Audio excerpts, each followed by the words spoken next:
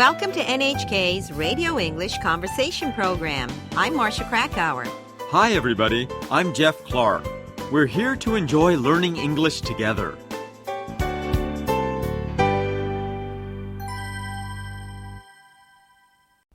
The water supply. Bill and Miguel are having lunch with a friend, Angela, who works at the Department of Environmental Protection. Would you like bottled water for the table?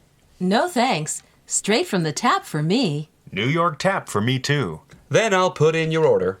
Why would anyone expect us to pay for something that's always been free? Well, some people tend to think they can buy safety in a tightly capped bottle. But people are turning to bottled water not only because they're scared of tap water, they dislike its taste. We're lucky New York City water tastes so good. We certainly put those watersheds upstate to good use. But I often wonder if the supply will always meet the demand. Don't worry. The city's reservoir system was built to supply plenty of water. What did we do before we relied on reservoirs? Way back, and I'm talking the 1700s, there were privately owned wells. Did they use the Hudson River? Oh, no. That's a mixture of salt and fresh water. I once heard that water was first distributed throughout the city in hollow logs. Hard to believe, but absolutely true. The waiter returns with their water. Speaking of water, we had to ask for this water during the drought. We still operate under drought restrictions. I thought the drought was over. It's our year-round policy. It's such a waste to pour water if no one drinks it. I'm all for it. It's hypocritical to think of conservation only during a dry spell. I agree. In fact, I've stopped running the water while brushing my teeth. Great! That alone saves 2 to 3 gallons a minute. Do you guys remember that water main break downtown on 5th Avenue? Who could forget? The entire street collapsed. Hundreds of thousands of gallons went to waste. All that water gushing through the streets started me thinking about how to save this precious resource. Me too. Who could look at H2O the same way again? Sometimes it takes a catastrophic event to make people come to their senses. Recyclables. Lee and Jason's grandmother, Nana, is visiting from New Mexico. Don't throw that away, Nana. But it's garbage. Yeah, but we recycle here, and they're pretty strict about enforcing it, too.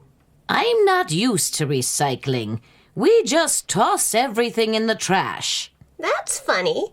I was under the impression that New Mexico was an ecologically minded state. About water conservation, yes. But not waste disposal? Only if it's toxic. People my age figure there's still plenty of landfill left. We weren't raised to respect the environment like you've been. There's still time to learn, Nana. Let me show you. Honestly, where do you find room to recycle in this small apartment? We keep 2 trash bins under the sink. One's for stuff we throw down the chute. And this other bin is all recyclables. When it fills up, we separate it into 2 piles. One for paper products. And everything else that's recyclable ends up in the second pile. Sounds simple. What about this polystyrene cup? That goes in the garbage. It doesn't recycle well. It could create a problem in the future because it doesn't really decompose either. Yeah, but this stuff, aluminum, glass bottles, metal cans, can all be recycled. It looks so clean.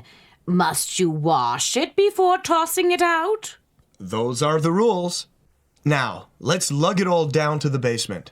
This must be the most ambitious recycling program in the nation. They bump into a maintenance worker from the apartment building. Do you just leave this stuff on the curb with the rest of the garbage? The sanitation department won't collect it unless it's in these color-coded bags. It's more complicated than I'd thought. Yeah, then it makes its way to recycling centers. And on to a new life. Some plastics go on to become stuffing for ski jackets. Most materials, though, come back as the same thing. Maybe we'll meet up with this aluminum can again someday. Could be. With recycling, you never have to say goodbye. Wish we could say the same about us humans. Shopping for organic produce. Judy and Lee are walking through an open-air farmer's market, inspecting the fresh produce at each stall. Aren't you freezing?